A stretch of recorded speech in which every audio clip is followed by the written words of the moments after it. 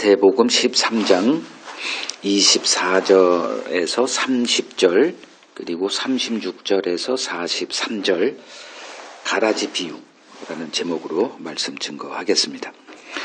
자, 24절에서 27절 같이 읽겠습니다. 예수께서 그들 앞에 또 비유를 들어 이르시되 천국은 좋은 씨를 제 밭에 뿌린 사람과 같으니 사람들이 잘 때에 그 원수가 와서 곡식 가운데 가라지를 덧뿌리고 갔더니 싹이 나고 결실할 때에 가라지도 보이거늘 집주인의 종들이 와서 말하되 주여 밭에 좋은 씨를 뿌리지 아니하였나이까? 그런데 가라지가 어디서 생겼나이까? 고린도전서 13장 11절을 보면 이제 사도 바울의 개인 간증이 나오는데 이렇게 말합니다. 내가 어렸을 때는 생각하는 것이 어린아이와 같다. 말하는 게 어린아이와 같고 행하는 게 어린아이와 같았다. 그러나 장성한 자가 된 후로는 내가 그 어린아이의 일을 버렸다. 이렇게 말합니다. 그러면 이제 어린아이 때가 보통 우리들이 사는 이 육에 속한 삶을 이제 어린아이 이렇게 얘기하는데, 그럼 장성한 자란 무엇인가? 성경이 말하는 장성한 자란 이제 그리스도를 아는 지식에 장성한 자를 말합니다. 그것을 향해서 우리가 지금 이렇게 힘을 쓰고 있는 거고요. 그러니까 하나님의 부르심은 그리스도로 나를 채우는 일로의 부르심이구나, 이렇게 정의할 수가 있습니다. 그러니까 목표가 바르지 않으면 나중에 이제 큰 단식할 수밖에 없죠. 시간을 낭비했으니까. 시간 낭비는 정말 우리가 해서는 안 되는 일이에요. 한 번밖에 주어지지 않은 인생이기 때문에. 그래서 세월이 악하기 때문에 우리가 때를 이렇게 선용하는 것을 이제 배워가야 되는데, 이제 목표가 발라야 됩니다. 이제 바르지 못한 목표를 설정하고 그러니까 인생을 살게 되면 마치 이제 내비를 잘못 세팅을 해놓고 한참 달린 후에 잘못됐어. 그럼 다시 돌이켜 와야 되거든요. 뭐 방법이 없어요. 그러면 이제 우리가 성경을 통해서 우리의 인생의 그 목표를 바로 이렇게 세팅할 수 있는 그거를 이제 우리에게 기회가 주어진 거죠. 우리는 이 큰 특혜를 받은 거예요. 그래서 로마서 3장에 보면 유대인의 특혜가 뭐냐? 유대인의 나음. 하나님의 말씀을 받지 않았느냐? 이거보다 더 큰 특혜가 어디냐? 이렇게 얘기를 합니다. 그러면 이제 우리는 이제 설정을 제대로 할 수 있는 그 은혜를 받은 자들이죠. 그러니까 제대로 세팅만 하면 돼요. 그러니까 그리스도로 나를 채우는 것이 이제 우리들의 이제 목표가 되어야 됩니다. 그러니까 왜 그런지는 이제 그건 우리가 알아가면 되는 거고요. 이게 바른 세팅입니다. 이제 목표가 어디냐, 그러니까 목적지를 세팅을 잘해야 됩니다. 이게 주소를 잘못 입력했다가 한 글자라도 이렇게 잘못 입력하면 정말 엉뚱한 데 가는 거, 이건 막아야 돼요.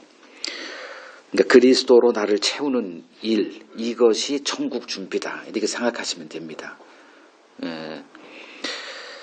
이제 마태복음 13장에서 우리가 지지난주에 배웠던 거 있죠? 그 제자들에게 천국의 비밀이 허락됐구나. 그럼 천국의 비밀이 뭐죠? 그리스도만은 거죠. 그래서 그리스도를 채우는 겁니다.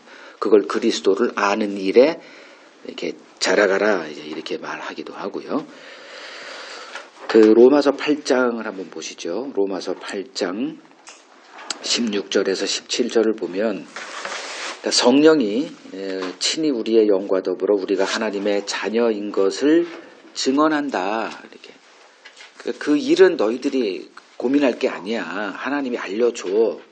부모가 자식에게 너는 내 자식이야, 이러면 되는 거예요. 자식이 내가 그 부모의 자식임을 입증하는 일은 이거는 가능하지도 않죠. 하나님의 영이 우리 안에서 내가 하나님의 자녀인 것을 알려줘요. 그러면 그 17절에 이제 자녀라는 그것이 이제 확인이 됐다면, 검증이 됐다면 뭐에 관심을 가져야 되느냐? 이제 자녀됨에 관심을 가져야 됩니다. 천국을 어떻게 가면 돼? 저도 옛날에 그 설교의 중심은 천국 가는 그 방법이에요. 이렇게 하면 됩니다. 이렇게 합시다. 이제 그런 천국 가는 것에 이렇게, 왜냐면 사람들이 천국 가는 거에 관심을 갖고 교회 오거든. 그러면 내가 구원 받았어? 그리고 죽을 때도 나 구원 받았지? 뭐 이렇게 확인하고 가려고 하는데 이건 참 세팅을 잘못해 놓은 거예요. 그러니까 어떤 세팅을 해야 되냐면, 이제 처음에는 이제 내가 진짜 자녀야? 뭐가 하나님의 자녀야? 그걸 알려줘. 내가 그렇게 될게. 그러니까 자녀 됨에 이렇게 되는데, 그러면 자녀됨에 그 자람이 있거든요. 그러면 이제 처음에는 이제 뭐 부모의 혜택을 받고 이렇게 살아가는데, 나중에는 이제 철이 들었다 이렇게 되죠. 철이 든 후에는 뭐에 관심이 있냐면 이제 아버지의 자녀로서의 그 자람, 그래서 자녀됨에 관심을 둬요. 그 자녀 됐으니 이제 바른 자녀 뭐 이런 거 있죠. 그거를 이제 성숙이다, 자람이다. 그러니까 여러분들의 관심을 거기다 세팅을 두라는 거죠. 천국 가는 거는 이건 내가 하는 게 아니구나. 이건 작정돼 있다. 이미 다 배운 거잖아요. 그러니까 그런 거에 쓸데없는 그 힘을 소비하지 말고, 그럼 자녀됨에 이렇게 하면 여기 돼 있죠. 자녀이면 또한 상속자, 곧 하나님의 상속자. 그 부모가 이제 어떤 기업을 일으켰어요. 그러면 그 기업을 이 자녀에게 이렇게 주지 누구에게 주겠어요? 여러분 같으면은 뭐 이웃집 아들에게 주겠습니까? 내 자녀에게 준단 말이에요. 하나님도 내 자녀에게 하나님의 나라를 이렇게 기업으로 줘요. 그러면 그 상속자 된 우리는 그 그리스도와 함께 한 상속자다. 빠뜨리지 않죠? 내가 된 게 아니라 그리스도 안에서 내가 상속자가 됐다. 그러면 우리가 그리스도와 함께 영광을 받기 위해 그리스도께서 받았던 그 고난, 그것이 주님이 우리에게 얘기한 거잖아요. 누구든지 나를 따라오려거든 너를 자신을 부인하고 너에게 주어진 자기 십자가를 지고 나를 따르라. 그러면 그 고난도 함께 받아야 할 것이다. 그러면 언제 고난을 받습니까? 그냥 가만히 있으면 고난이 주어지든가요? 그리스도의 그 일, 그분이 하셨던 그 일에 우리가 참여할 때 그 고난에 함께 참여하게 되는 거죠. 거기에 관심을 두라는 거예요. 그러면 지금 마태복음 13장 뭐 이 비유를 이제 들어가기 전에 이렇게 말씀을 드리는 이유는 이게 복잡한 얘기거든요, 사실. 그냥 어떻게 구원받아? 이제 이런 얘기가 아니에요, 이건. 그러니까 마태복음 13장에 이렇게 하나하나 7가지 비유가 담겨 있는데, 그 비유를 통해서 우리가 반드시 알아야 되는 어떤 하나님의 그 천국의 비밀이 이렇게 우리에게만 허락했다는 거니까. 그러니까 세상 사람들에게는 허락 안 된 거. 그러면 뭐 특별한 그런 기분이 안 들어요, 여러분? 이걸 할 때 특별한 이런 게 있어야 되거든요.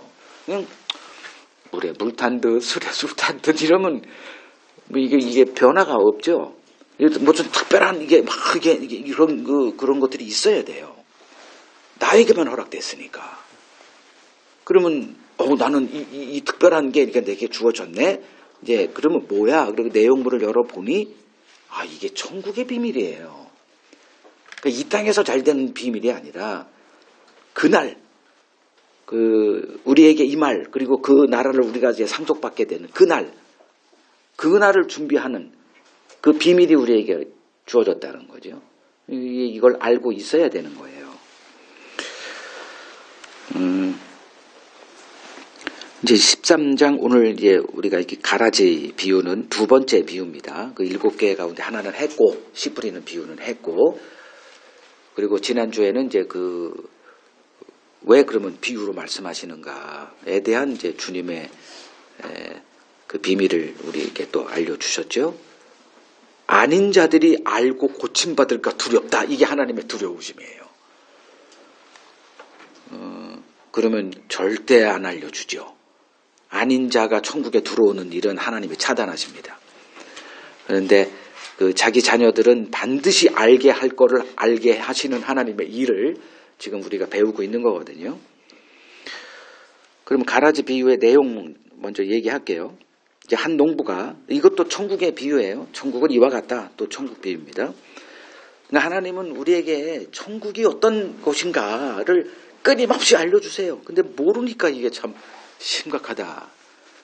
그러니까 여러분들이 교회 다니면서 지금 이거 듣고 있는 분들은 한번 이렇게 비교해 보세요. 과연 그 성경이 얘기하고 있는 천국과 오늘날 교회에서 선포되고 있는 천국이 하나라도 같은 게 있냐?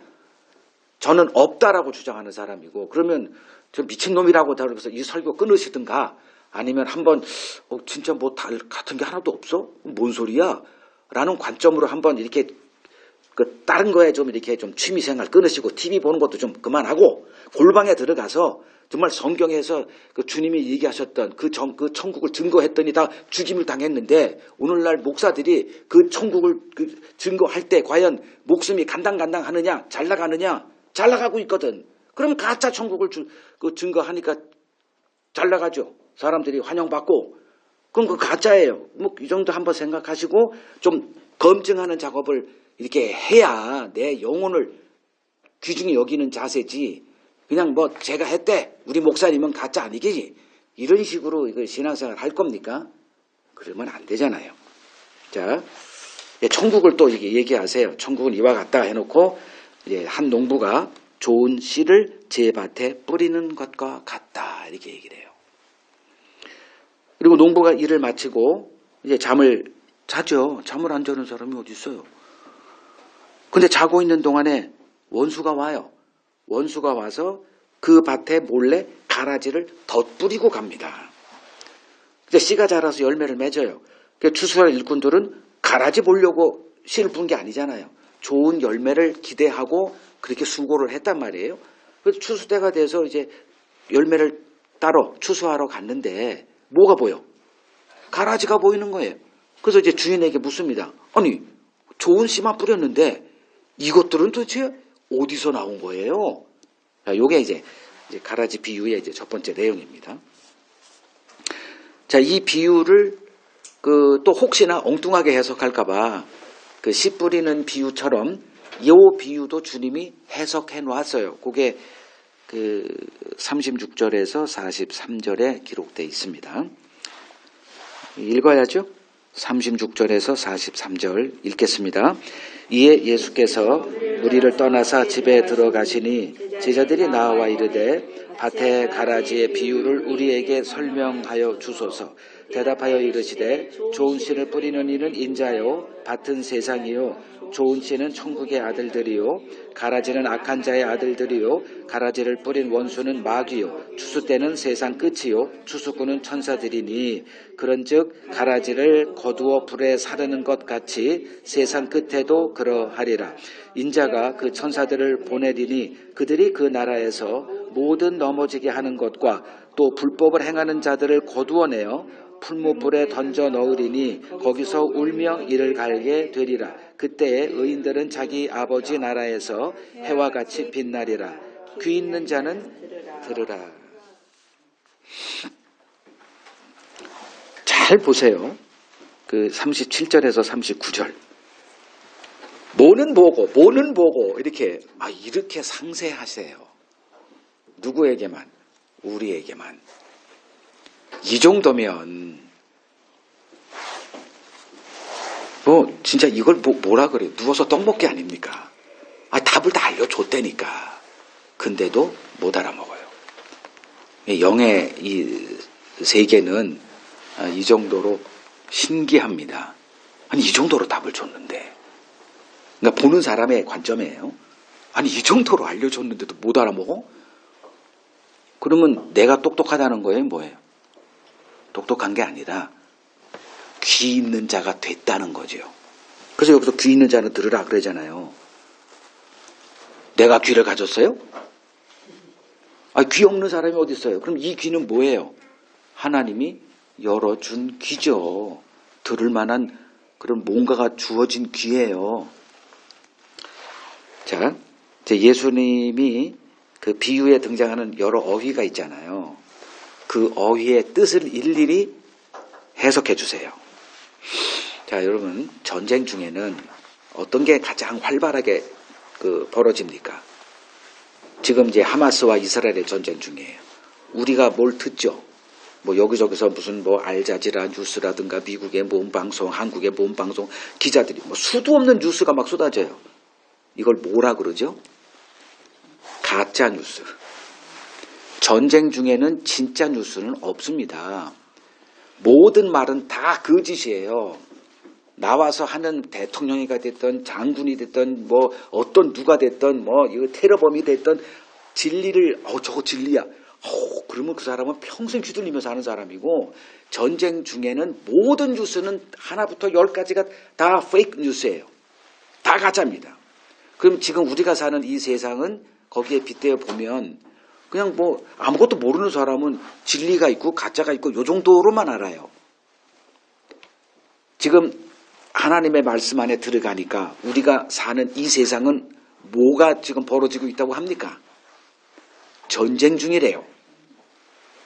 그러니까 그것을 우리가 이 성경을 통해서 알게 됐다니까요. 그 영적 전쟁이에요. 하나님과 마귀의 전쟁 구도로 이렇게 돼 있어요. 자, 여기서 지금 이 비유에 등장하는 게 뭐예요? 농부, 즉 농부가 씨 뿌리는 자가 누구예요? 인자는 그리스도예요. 예수님이 지금 좋은 씨를 뿌려요.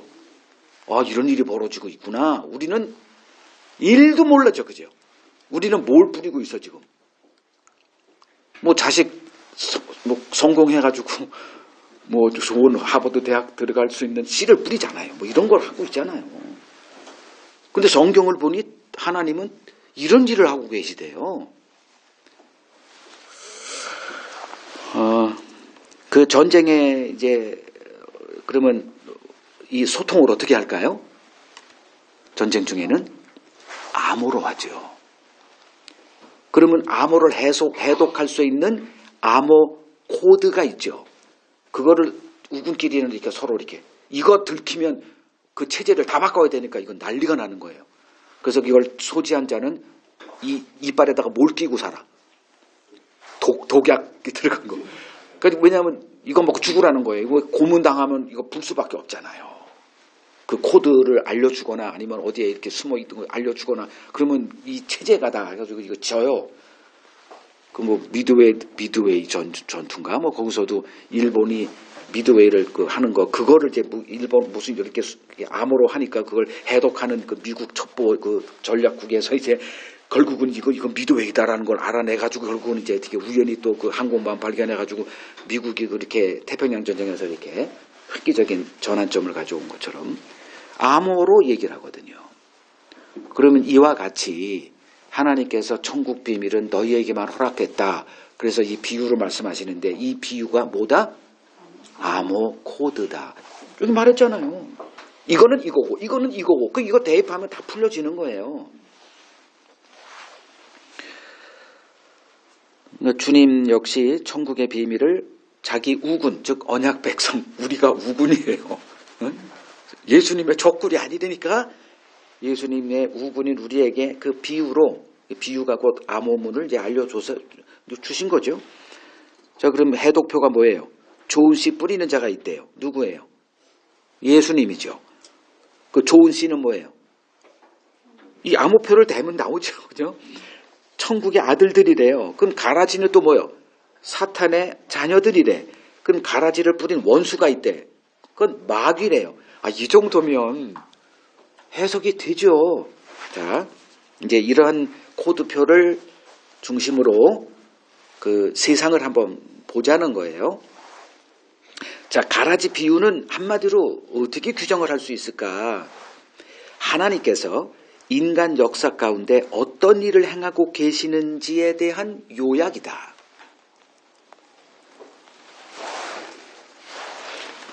그러면 이제 그걸 관점으로 세상이 어떻게 진행되고 있는지, 그 가운데 어떤 일이 벌어지고 있는지를 성경 이제 창세기부터 한번 요약을 해보죠.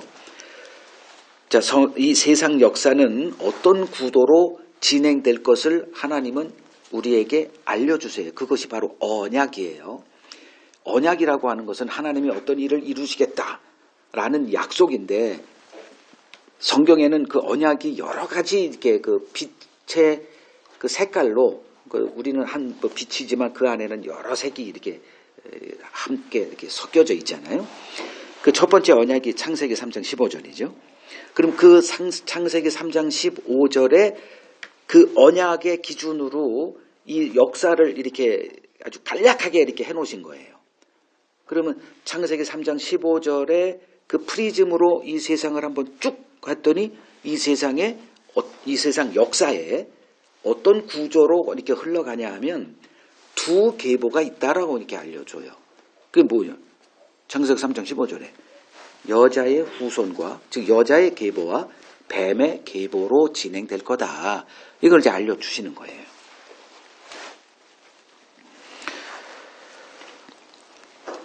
이제 이걸 통해서 이제 우리가 또 한 가지 아주 굉장히 중요한 명제를 우리가 이렇게 낼 수가 있어요. 성경은 무슨 책이다. 두 글자.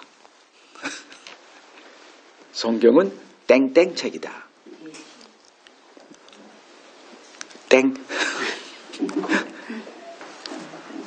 마태복음 1장에 탁 나오는 거. 족보. 거기는 계보라고 돼. 지니얼로지 계보라고 돼 있는데 그게 뭐다? 족보예요. 우리나라 족보. 지금은야 뭐 그런 거 별로 관심 없지만. 근데 족보 정말 중요합니다. 성경 보실 때 제일 읽고 싶지 않은 게 뭐죠? 족보. 알지도 못하는 사람이 이름 그냥 줄줄줄줄줄줄. 그러면 이제 빨리 선풍기 대고 넘기잖아요. 뭐 읽기도 싫어.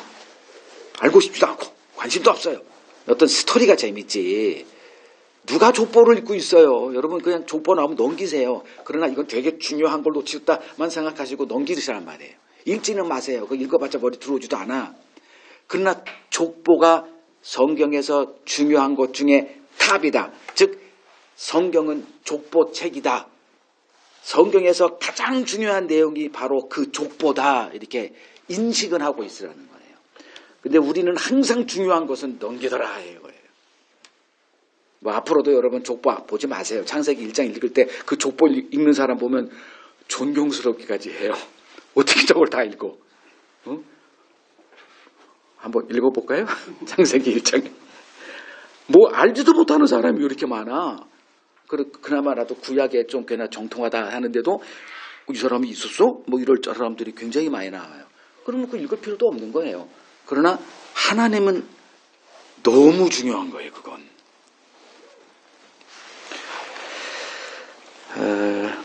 천국은 어떤 나라더냐? 예수 족보에 이름이 기록되어 있는 자들의 나라다. 이제 조금씩 보이죠? 그래서 계시록 이거 빨리 봅시다. 계시록 20장 15절. 계시록 20장 제일 끝에 누구든지 생명책에 기록되지 못한 자는 지옥에 간다 이거예요. 그러면 천국은 어떤 사람이 가는 거예요? 생명책에 이름이 기록된 자가 갑니다. 그럼 이 생명책이 뭐다? 예수의 족보예요. 그 다음 장 21장 27절 거기를 뭐라고 되어 있냐? 무엇이든지 속된 것이나 가증한 일 또한 거짓말하는 자는 결코 그리로 들어가지 못하되 오직 어린 양의 생명책. 조금 수식어가 붙었죠? 그냥 앞에는 생명책이라고 그랬는데 여기는 어린 양의 생명책. 이걸 다시 다른 말로 하면 예수 족보 이거예요. 기록된 자만 들어간다. 이게 성경을 잘 모르는 사람은 이거 뭔 소리인지 아마 이거 하나도 이제 말 이해 못할 거예요. 뭔 소리 하는 건지. 그래서 여러분들이 이제 자녀를 키울 때는 그 성경 어휘에 친숙한 자들로 키우기 위해서 무조건 성경을 읽혀라. 이해치도 안 되면서 그냥 읽히는 거예요. 그래서 성경을 이제 이렇게 저 같은 사람이 이제 구약, 신약 왔다 갔다 하면서 이런 얘기 저런 얘기 이런 사건 저런 사건 이 사람들 인용할 때 알아들을 거 아니에요. 다윗을 어휘를 알고 있으니까. 그래서 우리가 미국 만약에 이민 간다 그러면 뭐부터 해라? 이 영어 어휘를 한 10만 개는 외우고 가야 돼요. 그래야 뭐라도 걸려 알아듣지. 그것도 없이 가봐요. 뭔 소리 하는지. 그러니까 그냥 한국인들 끼리끼리 모여가지고 거기 한국인 집단을 만들어 놓고 또 그 이상한 세계를 이렇게 하는 거 아니에요? 그 되게 그 사람들에겐 꼴불견이죠. 우리한테는 그 미국 가서 영어 배우러 갔다가 그냥 한인교회 가가지고 그냥 한국어만 하다가 와요. 그러니까 이런 것들을 이제 뭐 염두에 두시고 만약에 우리가 거기로 미국 이민 간다 그러면 영어 공부하듯이 천국 이민이 예정된 자 아닙니까? 그럼 어떤 거를 익숙하게 해야 된다? 천국 어휘에 친숙해야 된다. 천국 어휘가 뭐예요? 성경이죠.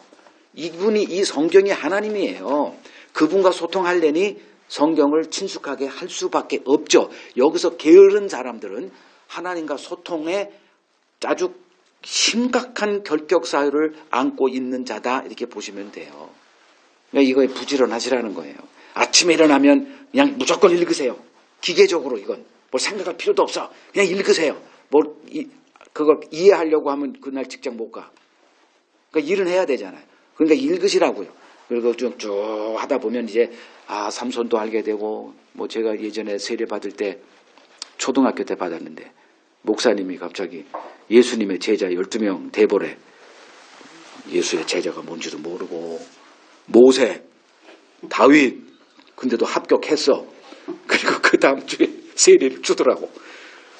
그러니까 기본적으로 어휘는 알고 있으라는 거예요. 이것저것 알지도 못하고 그냥 성경을 볼 수는 없잖아요. 하나님은 성경 어휘를 가지고 있는 자들과 소통하시잖아요. 기본이죠. 그러면 천국은 어떤 나라다? 예수 족보에 이름이 기록된 자들의 나라다. 근데 그게 무슨 소리냐? 이건 뭐 이전에도 많이 언급을 했고 모르는 사람은 찾아 공부해야 됩니다. 그러면 예수 족보에 이름이 기록된 자가 있다? 그건 뭐야? 이건 여러분 다 알 거예요. 언제 그런 일을 해놨어요? 언제 그 책을 써놨어요? 창세전에 했대. 우리가 이 땅에 등장하기도 전에 이 세상이 형질을 가지고 물질세계가 있기도 전에 하나님의 머릿속에 이미 설계도 끝. 그래서 계시록에 보면 하나님 보좌에 앉으신 이의 오른판에 두루마기가 있는데 그 두루마리에 어떤 그 설명을 해놔요. 앞뒤로 안팎으로 가득 채워가지고 추가도 안 되고 그게 이미 정해져 있는 거예요. 뺄 수도 없어. 그건 더할 수도 없고 이미 꽉 정해진 거로 이렇게 나와요. 그거를 누가 취하더냐? 아무도 없어. 이 땅에 합당한 자가. 그러니까 요한이 그걸 보고 통곡을 하는 거예요. 이게 그걸 받아가지고 그걸 열어야 구원이 이루어지는데 그 합당한 자가 하나가 딱 나와. 일찍 죽임당한 다윗의 자손 이런 게 나와요. 어린 양이 나오죠. 일찍 죽임당한 자 같더라. 그러니까 그분이 취해서 이제 그 비밀을 다 이렇게 그러니까 그 구원을 이루시는 성취자로 이렇게 등장을 하죠. 자, 마귀에게 미혹당한 아담에 속한 인류는 어느 계보에 속한 자들입니까? 여자의 후손이에요. 여자는 그리스도를 얘기하죠. 여자의 후손은 그리스도의 계보를 얘기하는 거니까. 뱀의 후손이죠. 그래서 에베소서 2장 1절부터 3절에 보더라도 죄와 허물에 죽은 너희를 하나님이 살리셨도다.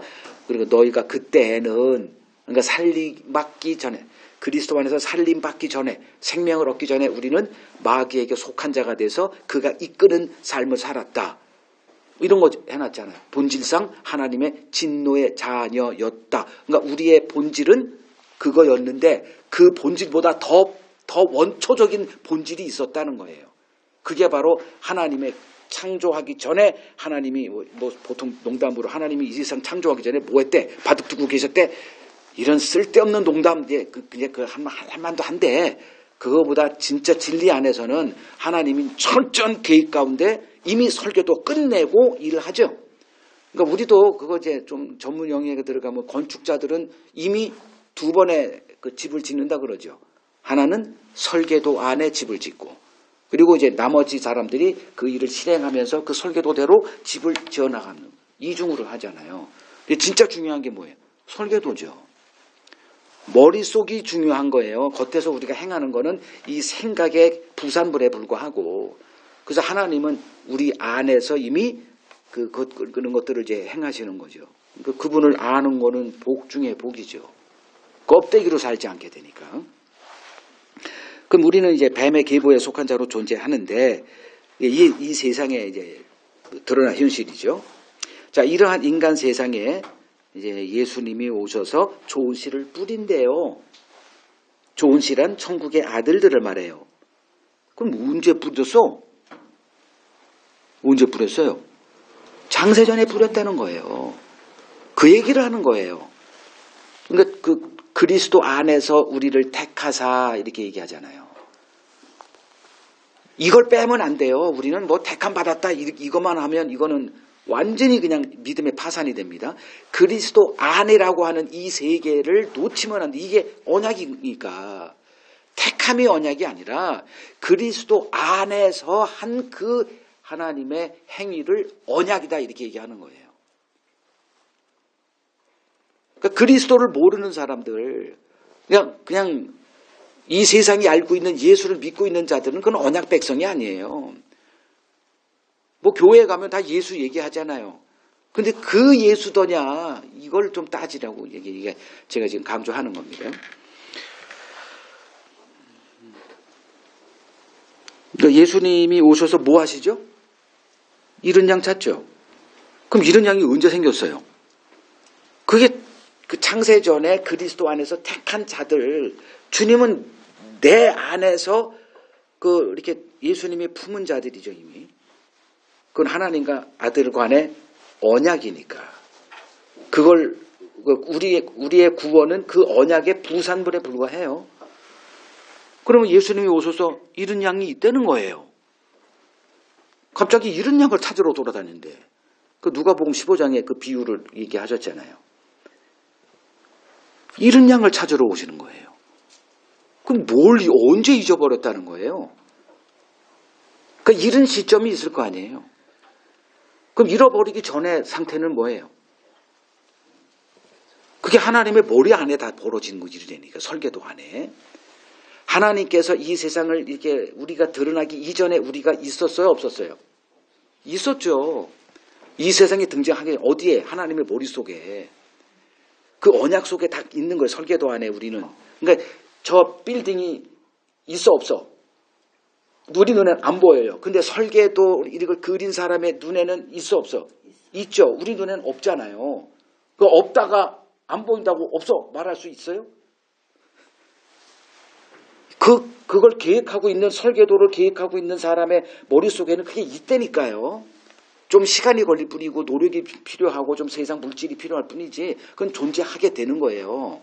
제가 전에도 말씀드렸지만 제가 어떤 책 쓸 계획을 지금 몇 권의 책이 이렇게 계획이 있어요. 하나는 이단이라고 하는 거. 그러니까 성경에 등장하는 거짓 선지자, 뭐 거짓 영, 뭐 영분별 이런 계열의 하나의 그것이 이제 머릿속에 짜리게 있어. 그러면 있어요. 그걸 지금 계속 지금 작업하는 또 하나가 이제 그 구약의 인물들, 그 신약의 인물들 다 합하면 한 100몇 명의 인물들을 이렇게 복음의 관점, 언약의 관점에서 지금 쓰고 있고, 또 하나가 예수 그리스도라고 하는 그거 한번 좀 언급을 해주죠. 그러면 이 책이 있어요, 없어요? 지금은 없지만 언젠가는 나올 거 아닙니까? 뭐에 따라? 내 의지에 따라. 내가 그걸 하느냐에 따라. 근데 그걸 생각을 줬다는 거는 이미 하나님이 지시했고, 하나님이 지시했기 때문에 그 책은 있다, 없다? 있다죠, 그죠? 이렇게 해서 하면 되는 거예요. 그러니까 우리가 천국에 들어간다, 안 들어간다? 우리 의지로 못 들어갈 것 같은데? 근데 누구의 의지로 들어가요? 하나님의 언약의 그 고집으로 우리는 천국에 들어가요. 나는 못 가. 그건 맞아요. 그건 맞는 진실이에요. 죽어도 우리는 못 가요. 왜? 내가 그걸 거부하고 있기 때문에. 우리가 원하는 천국은 다른 천국이에요. 근데 하나님은 그 다른 진짜 다른 천국을 계획하고 계시고 우리에게 보여줬더니 유대인들이 다 보여줬죠. 안 가, 싫대. 그러면 걔들이 싫다 한 거 우리가 좋을까? 우리도 싫은 거예요. 근데 그 천국을 이게 어떤 곳인지를 알게 하는 작업을 지금 계속 하는 거잖아요. 천국은 이와 같다. 그러니까 알고 보니 저는 지금 상태는 그거예요. 너무 좋은 천국이에요. 지금 이 땅이 그러니까 내가 꿈꿨던 천국은 지옥이었네. 이거 되는 거예요. 그러니까 전에도 말씀드렸지만 에밀 시오랑인가? 그 사람의 책을 보면서 이 어휘가 내가 깨달은 거예요. 이건 그리스도인들이 해야 될 어휘인데 당신은 어떻게 인생을 살고 갑니까? 그랬더니 나는 하루하루 나를 견디며 살아가고 있습니다. 그때 제가 이게 뭐가 뻥 뚫리는 거. 그래, 이게 신자의 삶이다. 하루하루 나를 견디며 살아가는 게 신자의 삶이구나. 그때 에밀 시오랑 그것 때문에 제가 에밀 시오랑 책을 몇 권 팔았어요. 제 댓글에 목사님 덕분에 이 사람 책을 내가 샀습니다. 나 어느 서점인지 나 상 받아야 되는데 이런 일이 있어야 하네. 우리는 매일 나를 견디며 산다. 이 얘기는 뭐예요? 나가 뭐예요? 나가. 이 왼수가 나라는 거예요. 마귀가 아니라 나 이놈이 원수요. 그러니까 이걸 알아가는 거예요. 그러니까 내 멋대로 살아가고 있는 그 모습이 예수와 딱 비교되는 순간에 예수는 자아가 없는 분이라고 그랬죠. 그분에게 머리에는 오직 아버지의 뜻밖에 없어요. 이게 아들됨입니다. 그래서 아들됨을 우리가 이루려면은 예수 그리스도를 바라봄밖에 없어요. 이 세상에 어느 누구도 내 눈에는 없어. 그런 사람 본 적도 없어요. 오직 예수 그분밖에 없더라고. 그래서 그분을 이제 책을 쓰려고 하다 보니 한 208개의 그 쪼가리가 나오더라고. 그래서 지금 한 12개 정도 이렇게 해가고 있어요. 너무 행복합니다. 그분을 이게 알아가는 그 기분, 이게. 그 책이 이제 한 몇 년 후는 나오겠죠. 갈 길이 멀어, 지금. 예수님은 이제 자기 양들을 찾아와서 이제 어떤 일을 행하세요. 이런 양, 창세 전부터 품은 자기의 양인데, 자기 자녀들인데, 놓칠 리가 있나요? 그러니까 찾아오시죠. 그러니까 오늘 그 예수님의 노력의 결과물들이 우리 아니에요. 그 복음으로 우리를 이제 찾아오셔서 하시는 일이 뭐다? 멸망이 예정되어 있는, 즉 하나님의 심판이 예정되어 있는 이 세상에서 우리를 불러내는 일이라고 했죠. 그 일의 도구가 이제 복음이고 그 복음이 맡겨진 자들이 교회입니다. 예수님은 승천하시기 전에 내가 세상 끝날까지 너희와 항상 함께 있으리라 이 약속을 주고 가셨어요. 그러면 그렇게 그 교회는 어떤 곳이에요? 하나님이 항상 함께 하는 곳. 이게 진리죠. 근데 교회라고만 하면 안 돼요. 왜냐하면 세상에 거짓 교회가 판을 치고 있으니까. 어떤 교회? 복음에 증인된 교회. 이게 교회의 정의예요. 그들과는 끝날까지 항상 함께 하세요. 여러분들이 주님과 함께 할 수 있는 유일한 일은 뭐다? 복음과 함께 하는 겁니다. 그러니까 복음 지식으로 여러분들을 준비시키세요. 그러면 주님이 여러분과 그 함께함이 더 강화됩니다. 함께 하시지만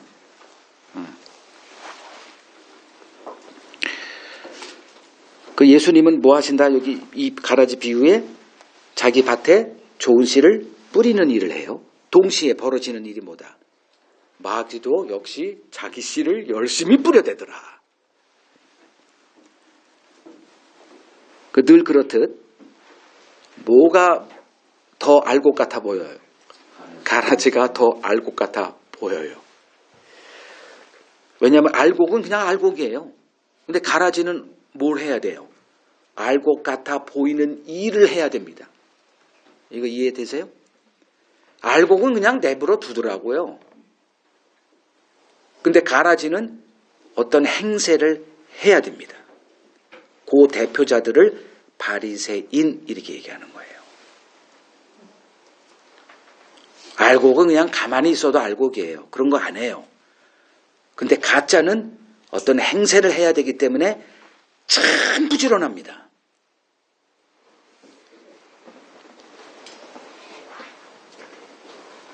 이번에 남현이 사건 아시죠? 이름도 외우기도 어려워. 이거네 발음이 잘 안 돼. 그 사람은 태생이 그 기질이 사기꾼 기질이잖아요. 그 속이려면 그 한번 몇 가지 이렇게 그 기사를 쭉 도대체 뭔 일이 벌어졌는지 이해가 안 가는 거예요. 그리고 쭉 봤더니 천시요? 전시요? 조시요?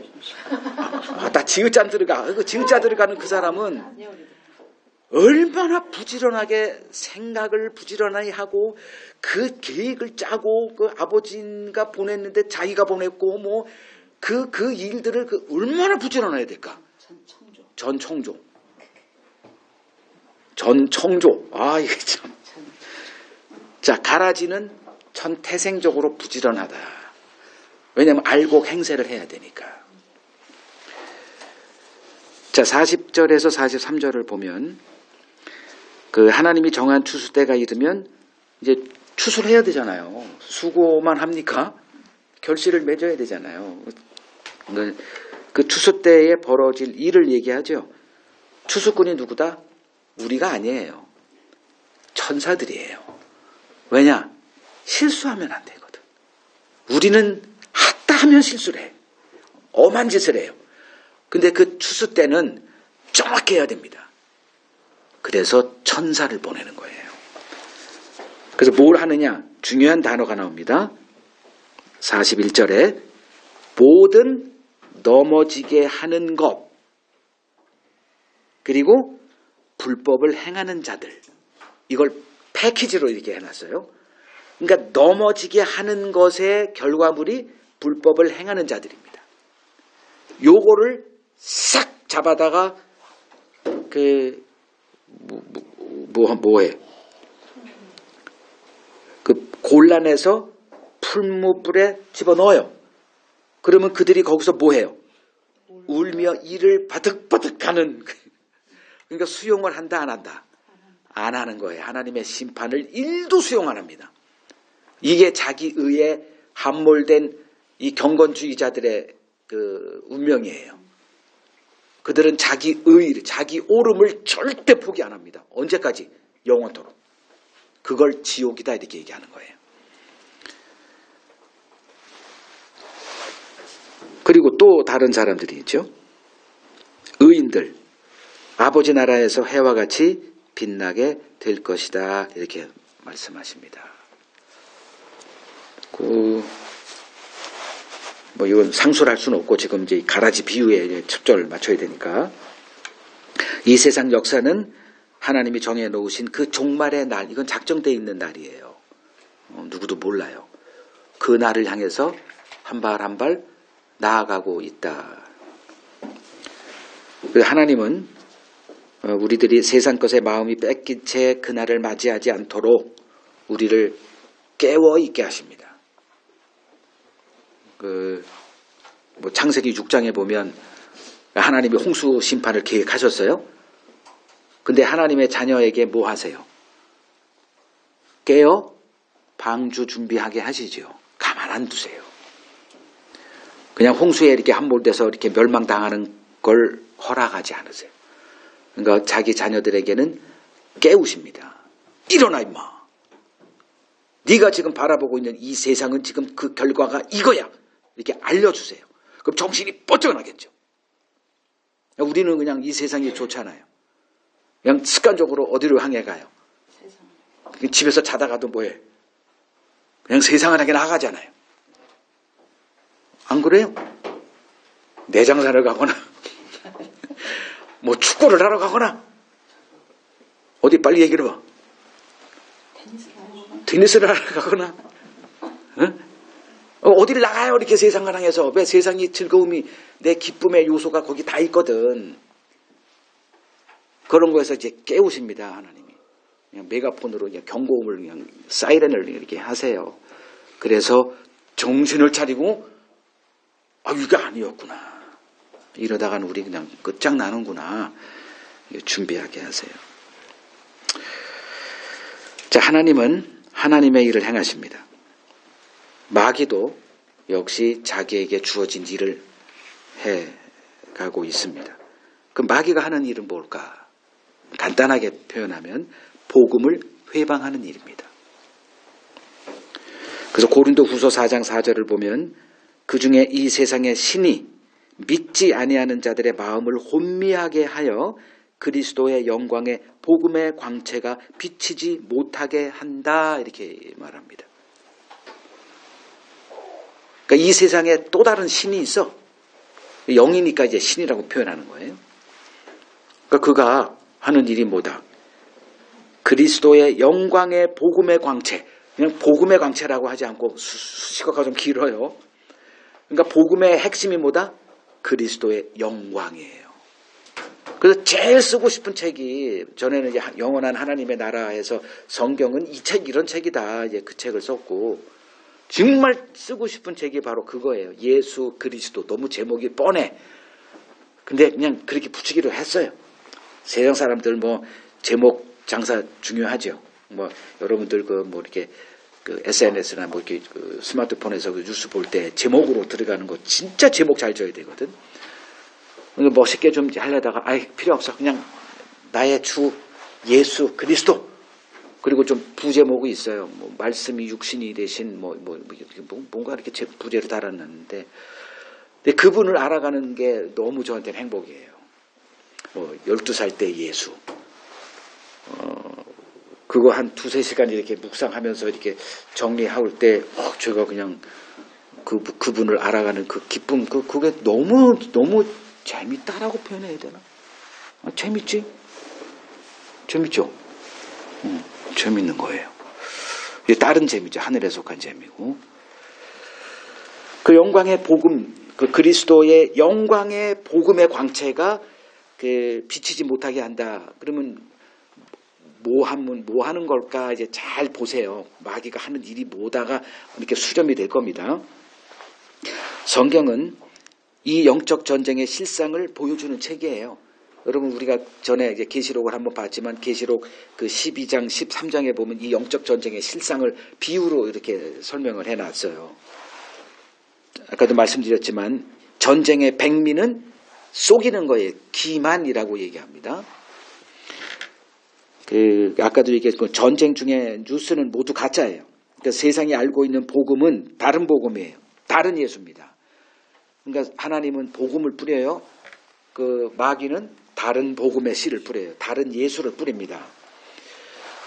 그 고린도후서 11장 4절을 얘기를 했고, 제가 얘기했죠. 다른 예수, 다른 복음, 다른 영. 있어요. 복음 하나만 알고 있다가는 100% 속습니다. 나 예수 알고 있어. 그렇게 허접하게 사탄이 일하네요. 그냥 예수 믿게 해요. 더 열심히 믿게 합니다. 더 복음 입에서 그냥 은혜 쏟아지게 하고 성령 얘기하고 성령 충만 모이기만 하면 다 그걸 조장을 해요. 그냥 자기도 모르게 성령 충만하자니까 성령 충만. 100% 쏟고 있는 거예요. 나 예수 믿고 있어. 누가 뭐래? 그 사탄은 잘 믿고 있어. 이제 이거 부추긴다니까요. 하나님은 어떤 일을 하느냐? 증인된 자기 교회를 진리에 굳게 세우는 일을 하세요. 그래서 예수님이 뭐라고 얘기하셨냐면 요한복음 8장 봅시다. 요한복음 8장 31절. 그러므로 예수께서 자기를 믿은 유대인들에게 이르시되, 자기를 믿었다는 것을 예수님이 안 믿어요. 그들의 믿음이 왜 나를 믿고 따르는지 예수님이 모를까요? 그들의 속내를. 그들에게 뭐라고 얘기하냐면 너희가 내 말에 거하면 참으로 내 제자가 되고, 중요한 게 제자가 되는 게 문제가 아니라 뭐 하면? 내 말에 거하면, 즉 내 말을 들으면 이거예요. 그러니까 아침에 일어나면 뭐 하시라? 그분의 말씀 듣고 그 내비를 세팅하고 가라는 거예요. 하루를. 그게 묵상으로 이렇게 되는 거예요. 거기는 다 그리스도가 있는 거니까. 성경은 모두가 다. 그러니까 너희가 내 말에 거하면 참으로 내 제자가 되고, 그러면 뭘 알아요? 진리를 알게 되니까 진리가 뭐 하게 된다? 너희를 자유롭게 한다. 그러니까 주님의 복음으로서 나타나는 결과물은, 우리가 누리는 그 복은 뭐예요? 자유죠. 뭐로부터의 자유가? 이렇게 보면 돼요. 종교로부터의 자유. 인간 종교는 우리를 속박해요. 거기 한번 들어가면 그게 이제 무속신앙의 그거죠. 한번 무속은 쪽집게처럼 맞춥니다. 여기도 잘하니까. 쪽집게처럼 맞춰요. 저도 한번 거기에 걸려 들어본 적이 있어요. 무속신앙의 아주 그냥 핵심에 제가 한 몇 년 빠져본 적이 있어서 그 세계를 너무너무 저도 잘 알아요. 못 벗어나. 그냥 종속이 돼버립니다. 왜 종속이 될까? 나에게 초점을 맞추니까. 그냥 거품이 올라가요. 그렇게 하는구나. 그러니까 넘어가는구나. 왜 다른 복음의 사람들이 그렇게 매력을 느끼고 그냥 온 세상이 모든 기독교회가 다 그 다른 복음에 장하게 될까? 이유가 있어서 그래요. 거기서부터 우리를 어떻게 한다? 자유케 하세요. 그 자유를 저는 여러분들이 다 누렸으면 좋겠어요. 그게 어떤 자유인지 가요. 그러니까 오늘날 우리가 얘기하는 그런 자유 그거 아니에요. 다른 자유를 말하는 거예요.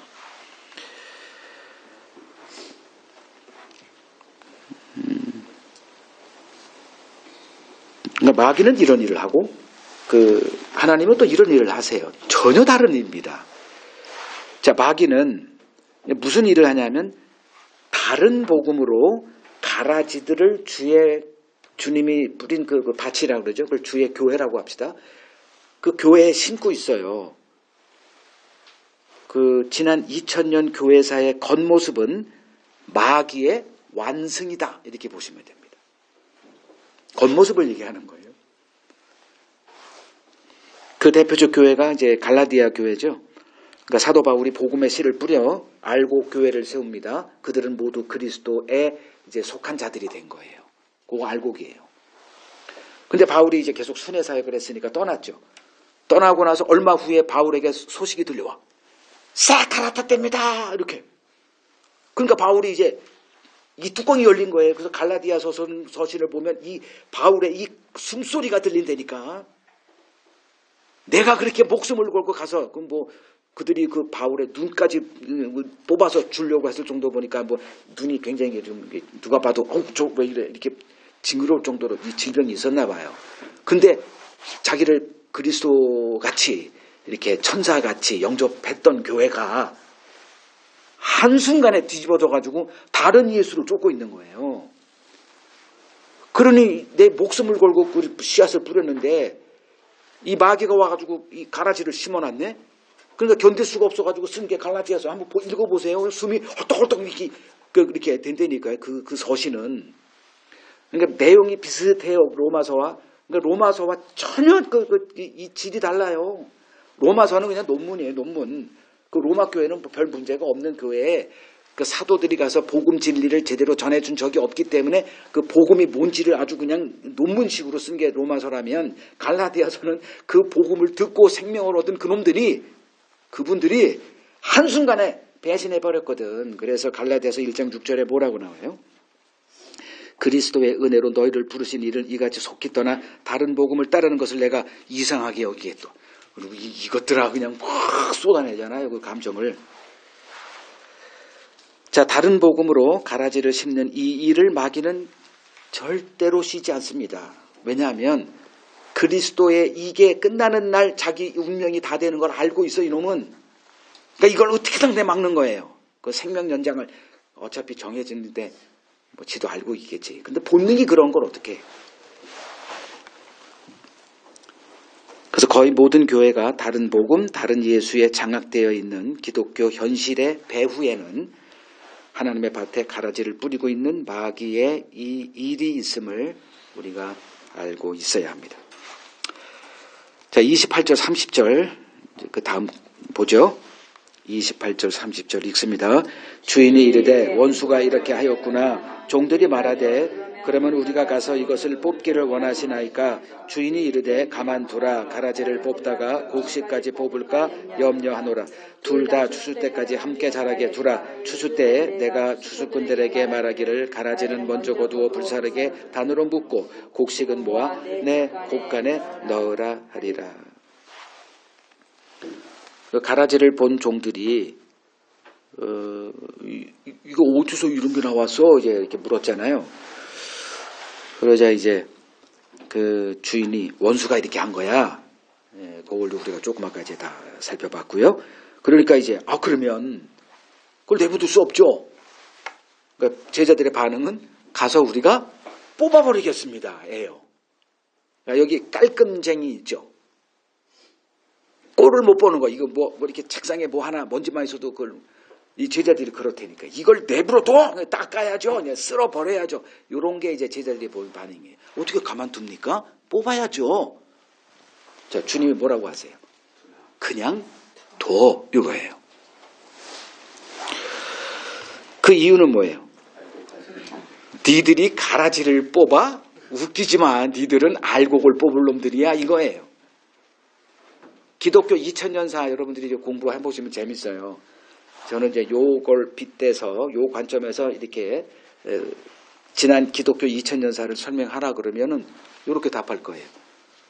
그 교회가 가라지 뽑는다면서 알곡을 뽑아낸 역사. 이게 지난 2000년 교회사의 역사예요. 뽑힌 건 가라지가 아니라 알곡이어서. 자, 그럼 오늘날은 어떤가? 뭐 교회마다 신천지 배격합니다. 그러니까 그거 보는 사람들은 그걸 보면서 이게 교회 다니면서 뭔 생각을 할까요? 나는 다행이야. 웃기고 있네. 신천지 같은 거는 성경 안에서는 이단도 아니에요. 진짜 이단은 뭐냐? 자기 스스로 정통이다 주장하는 자들이 이단이에요. 그러니까 하나님이 싸우는 게 신천지와 싸울까요? 신천지는 하나님이 저는 일으켰다고 생각해요. 나중에 설명할 테니까. 그 하나님의 이 원수가 누군지 아세요? 이 말이 꼬이네. 하나님의 대적자가 누굴까요? 우리죠. 하나님이 누구와 싸우세요? 마귀와 싸운다? 에이, 그건 물론 형태는 마귀와 싸우는 거. 예수님도 마귀를 멸하러 왔다 다 아는 거예요. 근데 하나님이 마귀와 싸우면은 어떻게 될까? 한 방에 없애야 되잖아요. 우리같이 이렇게 뽑아버려라. 그냥 안 하거든. 오히려 이 멍석을 깔아주고 이렇게 하신다니까요. 그럼 그 이유가 뭘까? 이걸 알아야죠. 설명을 다 돼 있는 거예요.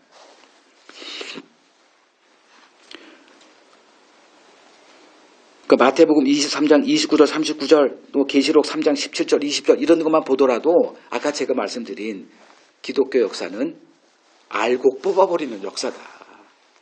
누가? 가라지들이 알곡 행사하면서 가라지로 보이는 알곡을 뽑아내는 게 역사였다니까요. 그럼 지금은 어떨까? 뭐 지금이라고 뭐 똑같아요. 예전이나 지금이나 인간은 하나도 변하지 않습니다. 형태만 조금 달라질 뿐이죠.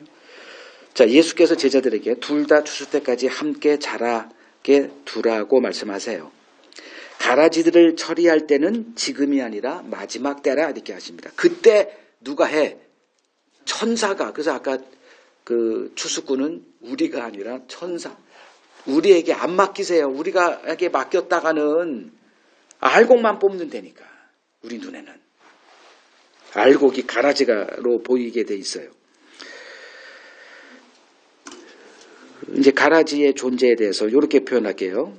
우리 눈에 이 세상에 쓸모없는 것들이 너무 많아 보입니다. 잘 생각해 보세요. 내가 하나님이었으면 이렇게 세상을 창조하지 않아. 뭐가 있을까요? 뭐 모기 여러분 창조할까요? 뭐 독사 이런 거. 그거 하여튼 필요 없을 것 같아. 바퀴벌레. 뭐 고기라도 남기는 곤충도 먹지만 바퀴벌레는 그거 먹는 나라가 있나요? 중국에서 바퀴벌레를 먹어? 진짜 바퀴벌레? 바퀴벌레 같이 생긴 곤충이 아니고 바퀴벌레 같이 생긴 곤충일 건데 바퀴벌레를 먹는다고? 그걸 먹는다고? 그러면 먹나 보다. 몰라. 근데 저도 이제 태국 가서 이렇게 선교 생활할 때 거기 야시장에 보면 바퀴벌레인 줄 알았어. 근데 바퀴벌레는 아니더라고. 그 곤충이 시커멓게 생긴 거 그걸 이렇게 아작아작 씹어 먹더라고. 그러니까 뭐 용기를 내서 씹었더니 단백질 고소한 뭐 그런 게 있더라고. 그래서 아 이렇게도 먹는구나. 자, 이거죠. 우리 눈에 이 세상에 쓸모없는 것들이 너무 많아 보여. 그냥 예화니까 재밌게 들으시고 그건. 그러나 이 세상을 만드신 하나님의 입장에서 보면 우리 눈에는 다 못 보니까 저건 왜 했는지 좀 의아해하는 것들 하나님의 입장에서 보면 괜히 했을까요? 어떠세요? 괜히 한 게 없죠. 자, 여러분들이 이제 부모와 자녀가 이렇게 살 때 이제 자녀가 이제 부모 집에 왔어. 그러니까 부모 집에 이렇게 와서 보니 좀 이상한 거 많죠. 이렇게 놨어. 이것도 뭐야? 그러니까 걔들 눈에는 불필요한 게 너무 많은 거예요. 근데 부모 입장에서 보면 그 불필요 없는 거 돈 주고 샀을까? 우리 집에 있는 우리 가정에 있는 아니면 여기에 있는 모든 것들이 다 뭐예요? 돈 주고 산 거라니까요. 그저 이렇게 있는 거 있어요? 보세요. 이거 하나라도 뭐 이거 그냥 여기서 뚝딱 생겼을까요? 뭐 목적이 있으니까 돈 주고 사다 갖다 놓은 거예요. 근데 모르는 사람들은 이거 뭐래? 갖다 치우려고 그러죠. 그럼 부모가 어떻게 생각해? 야, 뭐! 네가 뭘 알아? 이거잖아요. 그거 다 추억이 있어. 그래서 갖다 놓은 거야. 뭐 이거잖아요. 제 집에도 여러분들이 오면 뭐 이런 쓰레기가 있어. 그 쓰레기 아니에요. 그 내 어떤 그 의미가 담겨 있는 내 거의 추억이 담겨 있는 역사물이요. 그걸 왜 갖다 버려? 그럼 그렇게 함부로 하는 게 아니에요. 여러분들이 직장에 들어가면 그 어떤 누가 이렇게 세웠잖아요. 그러면 이 시스템이 이 거지 같아. 그 사람은 그걸 뭐로 해가지고 그 역사적인 그 산물이요. 그걸 함부로 폄하할 게 아니에요. 그 되게 기분 나빠요. 그냥 직장 들어가면 이렇게 만드셨어요. 이게 칭찬해 주라고. 자, 하나님의 관점에서 모든 것들은 다 의미가 있어요. 근데 우리 입장에서 보면 너무 쓸모없는 것들이 너무 많아요. 대표적인 게 뭘까요? 마귀. 도대체 이놈을 왜 내비둬? 마귀가 뭐 하나님의 급이에요? 그래서 어떤 A급 하나님과 B급 하나님인 마귀가 싸우는 그겁니까? 아니죠. 하나님의 피조물이거든. 근데 그놈은 뭐 우리를 넘어지게 하고 세상을 황폐하게 만들고 뭐 이런데 그 때문에 우리가 고통을 당한대. 그럼 우리 입장에서는 왜 만들었대? 그리고 왜 내버려 둔대? 이 질문은 끊임없는 질문 아닙니까? 우리 젊었을 때. 그러면 하나님의 입장으로 좀 보자는 거예요. 하나님께서 이 마귀, 그때도 한번 제가 귀신 쫓아내는 거 얘기했잖아요. 귀신이 대단한 세력으로 이렇게 하고 있는데 예수님이 딱 등장하자 어떤 일이 벌어져요? 귀신들이 지들이 그냥 기어와. 그리고 엎드려서 하나님의 아들이요. 이렇게. 그리고 벌벌 떨면서 우리를 제발 쫓아내지 말아주세요. 무적행에 보내주지 말아주세요. 이런다고 말이에요. 뭐 예수님이 한마디 다 했나? 그냥 예수님이 하나님의 아들이라는 그 신분을 그들은 알고 그냥 쪼그라드는 거예요. 그 정도면 하나님이 마귀 하나 그냥 훅 해서 소멸시키는 건 깜도 아닌데 그러면 이제 배워야죠. 왜 그렇게? 마치 부모님 이 쓰레기를 뭐하러 갖고 있어요? 이런 거 하기 전에 이 쓰레기가 아니라 이 물건을 여기다 두신 의도가 뭐죠? 이렇게 물어봐야 될 거 아니에요. 그러면 이제 한 2시간 걸릴 거예요. 노인들은 말이 많으니까. 나 때는 해가지고 이래서 그거 인내하고 들어야 됩니다. 성경도 조급하면 하나님의 그 뜻, 의도 몰라요. 그래서 성경을 볼 때는 내 약속 다 내려놓고 여러분 여기 올 때도 마찬가지예요. 12시 반에 끝나는 줄 알고 약속 잡고 왔다가는 막 급해가지고 이제 막 시계 보고 막 마지막 놓쳐. 그러니까 여유 있게 이렇게 하란 말이에요. 자, 하나님께는 어떤 것도 쓸모가 없는 것은 없습니다. 그래서 잠언 16장 4절을 보면 하나님께서 온갖 것을 그 쓰임에 적당하게 지으셨나니 악인도 악한 날에 적당하게 하셨다. 함부로 하나님을 폄하하거나 내가 뭘 알아요? 알아봤자 요만큼한 거 가지고 이 우주를 지금 경영하시고 그 하나님의 나라를 이렇게 이루어 가시는 그걸 폄하한다고요. 저 위에 계신 분이 비웃어요. 그러면 하나님께서 마귀를 내버려 두시는 이유가 성경에 기록되어 있을까요? 없을까요? 있죠. 데살로니가 후서 2장에 아주 정확하게 기록해놨어요. 마귀로 인해 뭐가 등장해? 가라지가 등장해요. 그걸 하나님이 마귀가 심는 가라지를 모를까요? 다 보고 계시고 지금 얘기하고 계시잖아요. 이런 일이 벌어질 거야. 알고 계세요. 그리고 알려주세요. 그러면 가라지를 심어. 그러면 가라지를 있게 하는 분은 마귀가 아니라 하나님이라는 것쯤은 알고 있을 수 있잖아요. 그걸 허용을 했으니까. 물론 마귀가 이렇게 작품들이죠. 근데 그걸 허용하게 했으니 실제는 하나님이 있게 한 거죠. 마귀나 가라지나 이것들. 그러면 가라지의 존재 이유는 뭘까? 왜 그걸 허용을 하실까? 가라지 때문에 뭐가 드러나요? 알곡이 드러나니까. 가라지가 없으면 알곡의 존재 의미가 없어요. 천국은 뭐 때문에 천국이 드러나요? 지옥 때문에 천국이 드러나요. 지옥이라는 존재가 그게 없다면 천국은 완전히 의미가 없어져요. 빛은 뭐 때문에 존재가 입증됩니까? 어둠 때문에. 그래서 창세기 1장 2절인가 3절에 보면 하나님 빛을 어둠과 빛으로 나눴대. 그럼 우리는 그냥 늘 빛의 세계에 살고 싶은데 아이고 그 빛의 세계에 살고 있는 그 가치는 어둠 때문에 드러나는 거죠. 이삭의 가치는 누구 때문에 드러납니까? 이스마엘 때문에 드러나요. 그래서 하나님이 그 둘이 작당하잖아요. 사라와 아브라함이 작당하는 걸 보시고 가만 내버려 두세요. 그래서 열매 이스마엘을 낳죠. 그 14년 동안 있게 해요. 그 후에 이삭이 딱 등장했을 때 이삭은 이스마엘로 인해서 그 가치가 이렇게 드러나요. 자, 에서와 야곱. 야곱의 입장으로 보면 에서가 있어야 돼요? 없어야 됩니까?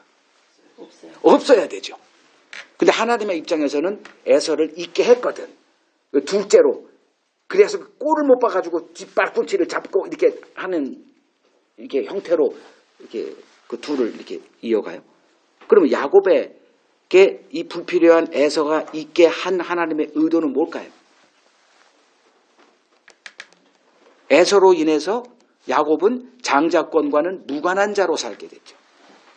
그러니 장자권이 뭐가 돼? 야곱의 입장에서. 에서는 태어날 때부터 장자권이 여기에 딱 붙어버렸어. 장자 써있어. 그러면 그 가치가 있을까 없을까? 야곱은 그냥 눈에 쏙 보여. 에서는 안 보여. 지 얼굴 써있기 때문에.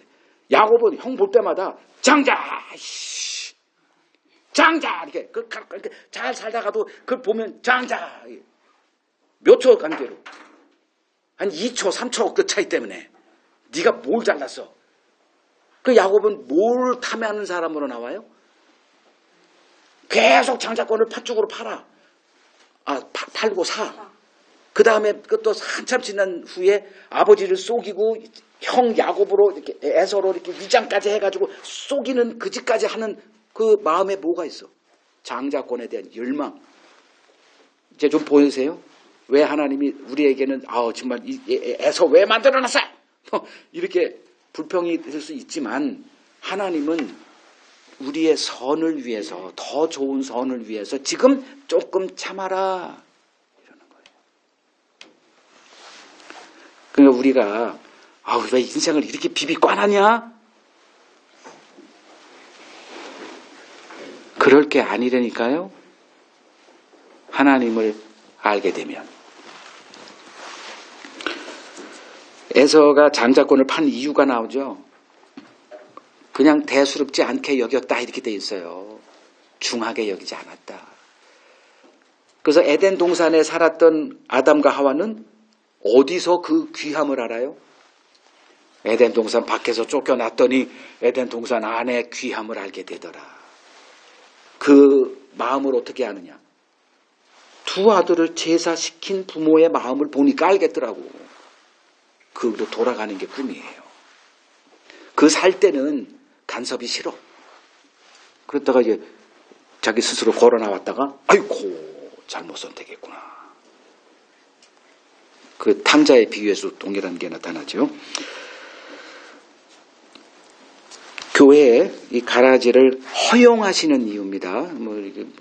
둔 거는 마귀가 둔 거니까 말을 잘해야죠. 하나님께서 교회에 가라지를 허용하시는 이유는 가라지를 통해 알곡을 드러내기 위해서다. 하나님의 관심은 알곡에 있다. 그래서 가라지는 알곡 검증의 도구다 이렇게 보시면 돼요. 필요한 거예요. 그래서 갈라디아서 4장 28절에서 30절을 보면 그 하나님은 가라지가 알곡을 핍박하는 구도로 영적 세계의 질서를 이어나가세요. 그럼 핍박을 당함으로써 뭘 입증을 하느냐? 내가 알곡이라는 것을 알고 하늘의 기쁨을 누리며 살라고. 우리야 이런 핍박 없는 걸 추구하지만 하나님의 관심은 그런 게 아니에요. 다시 말하지만 하나님의 관심은 우리가 천국에 합당한 자로 세워지는 거예요. 나중에 그 하나님의 나라가 임할 때 이런 나라였구나. 예방접종을 맞으라는 거예요. 우리가 원하는 나라가 아니에요. 그걸 유대인들이 우리에게 반면교사로 가르쳐줬어요. 예수님이 오셔서 천국을 잔치를 비유를 이렇게 했잖아요. 혼인잔치 비유. 올해니까 나 봤거든. 안 와. 이런 핑계 저런 핑계로 안 와. 그걸 보고 제가 이 유대인들이 이게 나쁜 놈들이 아니라 유대인들은 누구예요? 우리 대표로 선자들이에요. 그들이 한 짓을 우리는 그대로 따라가는 거고 아담은 우리 대표잖아요. 내가 거기에 있어도 나도 선악과를 먹은 자였구나. 그러면 예수로 등장해서 이렇게 예수님이 등장해서 실현된 하나님의 나라를 맞이할 사람은 없구나. 그걸 배워나가는 거예요. 힘들지만 우리 입맛에 맞지 않지만 우리 입맛 체질을 바꾸는 거예요. 그 체질을 바꾸는 게 뭐다? 예수 그리스도로 나를 채우는 거다. 그 방법밖에 없습니다.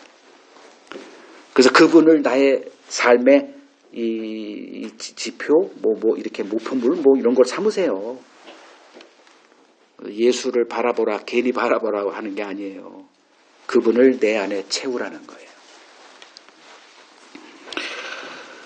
이러한 하나님의 뜻을 알고 있을 때 믿음의 연단 과정을 이렇게 일으키시고 행하시는 그 하나님을 인내하고 견뎌낼 수가 있게 됩니다. 자, 마지막 34절 35절 읽겠습니다. 예수께서 이 모든 것을 무리에게 비유로 말씀하시고 비유가 아니면 아무것도 말씀하지 아니하셨으니 이는 선지자를 통하여 말씀하신 바 내가 입을 열어 비유로 말하고 창세부터 감추인 것들을 드러내리라 함을 이루려 하심이라. 자, 예수님이 비유로 말씀하신 이유 설명했죠. 창세부터 감추어져 있는 것들을 드러내고자. 그러니까 세상을 창조하고 우리는 그 창조된 그 구도 속에서 살아가는데 뭘 몰라? 하나님의 비밀은 몰라요. 이 세상 사람들은. 그냥 왜 태어났는지도 모르고 왜 사는지도 모르고 결혼은 왜 하는지도 모르고 자식들은 또 왜 낳아야 되는지도 모르고 그냥 살아요. 그냥 태어났기 때문에 그 현실을 하루하루를 견디며 이게 살아간단 말이에요. 그러다 보니 좀 더 재미있게 살기를 원하고 좀 더 행복한 꿈을 자아 성취도 하려고 이렇게 살아가는데 그게 다냐? 아니죠. 비밀이 있다는 거예요. 그게 창세부터 감추인 것들 이렇게 얘기합니다. 비유로 말씀하신 이유예요. 비유에는 뭐가 담겨 있다? 하나님의 비밀이 담겨 있다. 왜 세상을 창조했고 왜 우리가 육을 입고 이렇게 살아야 되는지. 그냥 영으로 창조하지 그러면 왜 영으로 창조한 적이 있잖아요. 귀신들을, 천사들을. 천사가 육신을 가졌나요? 그럼 우리가 천사를 동경하는 이유는 이 육신이 이게 너무 불필요한 거예요, 이거. 그럼 그것도 이제 창세에 속한 비밀이죠. 왜 육으로 만들었을까? 알아가는 거예요, 이런 것들을. 우리가 교회로 모이는 이유는 이러한 하나님의 각종 지혜를 배워서 천국에 합당한 자, 하나님과 영원히 살아갈 그 나라에 합당한 자로 세워지기 위해서다. 근데 이런 일 안 하죠. 교회의 관심사, 목표, 비전을 세워놓고 그 일을 이루기 위해서 교회 목사의 오른팔 만들고 뭐 만들고 뭐의 달인 이런 걸 만들어낸단 말이에요. 하나님의 관심사는 뒷전으로 다 물러가 있는 형국이죠. 세상 사람들은 이 세상에서 성공하기 위해 세상을 부지런히 연구하고 공부합니다. 그렇다면 하늘의 부르심을 받은 우리는 뭐에 관심을 갖고 힘을 써며 살아가야 될까요? 천국의 비밀인 그리스도를 알아가는 일에 우리의 모든 것을 걸어야 됩니다.